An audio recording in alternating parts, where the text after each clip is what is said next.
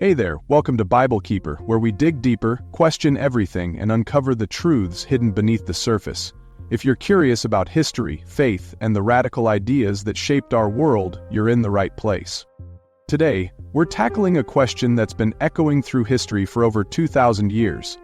Why was Jesus really killed? Spoiler alert, it's not just what you learned in Sunday school. This is about power, politics, and a message so revolutionary it threatened empires. So buckle up, because we're about to shake things up. Let's dive in. What if I told you Jesus was murdered for a reason that might make you rethink everything you've heard before, and that this reason still echoes through our world today? Intrigued? Stick around, and I'll show you why Jesus' death isn't just some religious event, it's a radical message that shakes the foundation of our world. Oh yeah, and this gets real interesting, so make sure to stick around to the end. Let's start with the basics. Most of us know the standard story. Jesus was this incredibly compassionate guy who went around healing the sick, loving the outcasts, and of course, claiming to be the Son of God. This made the religious authorities uncomfortable, and the Romans didn't like the idea of a king being born in their empire. So, he was arrested, put on trial, and crucified. Case closed, right? But let's stop right there. If that was the whole story, then why were so many people, especially the powerful elites, so terrified of a man who just spoke about love and peace? Why would that provoke such a violent response? Here's where things get a bit tricky, because the real reason isn't just because of some spiritual claims. No, it's much more complex and far more radical. Let's dig deeper into the political landscape of Jesus' time. The Roman Empire had one key rule: control.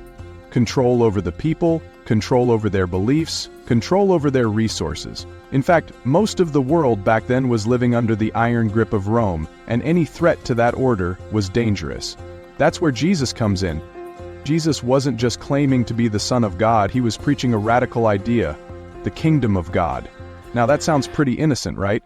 But when you really dig into what that means, it becomes revolutionary. The kingdom of God wasn't some distant spiritual realm. It was a new world order, where the oppressed were lifted up, where the poor, the sick, and the marginalized were seen as valuable. Jesus' message wasn't just about salvation after death. It was about changing the power dynamics of right now. And that, my friends, is a huge problem if you're the one holding the power. The Roman Empire? Not thrilled. The Jewish religious leaders? Not thrilled either. Here's the thing, the Pharisees, Sadducees, and other Jewish leaders at the time were in a delicate relationship with Rome. They couldn't afford to rock the boat. They had power, yes, but it was a cozy power, built on collaboration with the empire.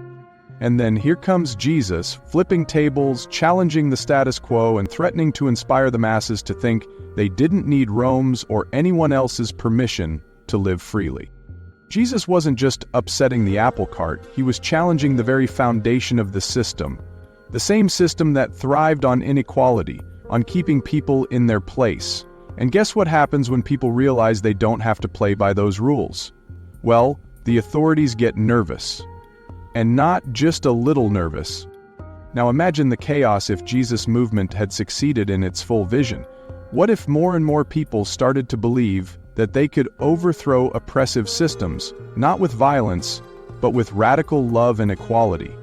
A whole lot of people in power would be shaking in their boots. That's the real reason Jesus had to die. Not because he was some miracle worker, but because his very existence challenged the structures of power that had kept people in check for centuries. Think about it, Jesus was a threat to everything. To the Roman Empire, his message was a direct challenge to their authority. To the Jewish leaders, he was a threat to their control over the people.